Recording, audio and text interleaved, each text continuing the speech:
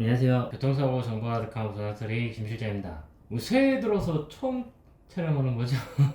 1월달 다 갔는데 죄송합니다. 틈틈이 시간 나는 대로 열심히 한번 해보도록 하겠습니다. 오늘은 별다른 건 아니고 보험사랑 전화통화를 할 때 주의를 해야 되는 것들이 좀 있는데 그 얘기를 좀 한번 해보려고 해요. 그냥 무턱대고 보험사랑 전화를 하시는 것보다 좀 이런 것들을 알고 전화를 하시면 좀 도움이 되지 않을까 이런 생각이 좀 들어서 뭐 오늘도 카페를 좀 이렇게 보다 보니까 보험사한테 연락이 안 온다 이건 뭐 이런 질문들은 하루에 한두 개씩은 꼭 올라오는 것 같아요. 연락이 안 온다, 먼저 전화해도 되냐, 먼저 전화하면 불이익을 당하는 거 아니냐. 이거는 제가 지금 경력이 17년 차인가요? 18년 차인가?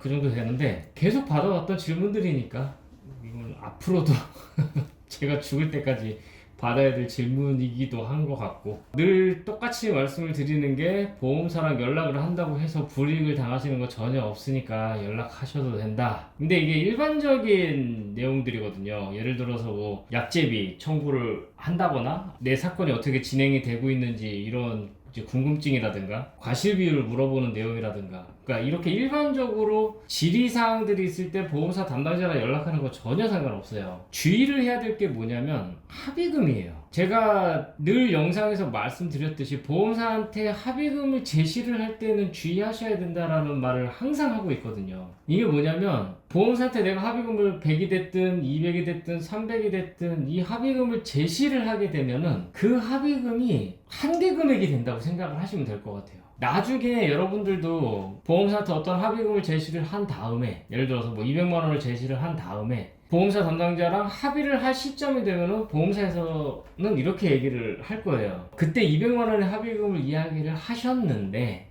제가 뭐 180만 원까지는 어떻게 좀 한번 해보겠습니다. 예를 들면 이런 식으로. 그러니까 그게 한계 금액이 되는 그 기준이 되거든요. 합의금에 대한 부분도 이제 보험사의 심리전이 또 들어갈 수도 있는 거죠. 보험사는 처음에 합의금을 항상 적게 얘기를 해요. 50만원, 70만원 이런 식으로 적게 이야기를 한단 말이죠. 그럼 피해자분은 거기서부터 이제 말리기 시작을 하실 거예요. 나는 원래 처음에 보험사랑 얘기를 하기 이전에는 합의금은 어떻게 됐든 간에 뭐 300, 500 이렇게 될지 안 될지 모르겠지만 그 정도를 생각을 하고 있었는데 50만원을 얘기를 한단 말이죠. 그러면 이제 내가 생각했던 그게 조금씩 이제 낮아지는 거죠.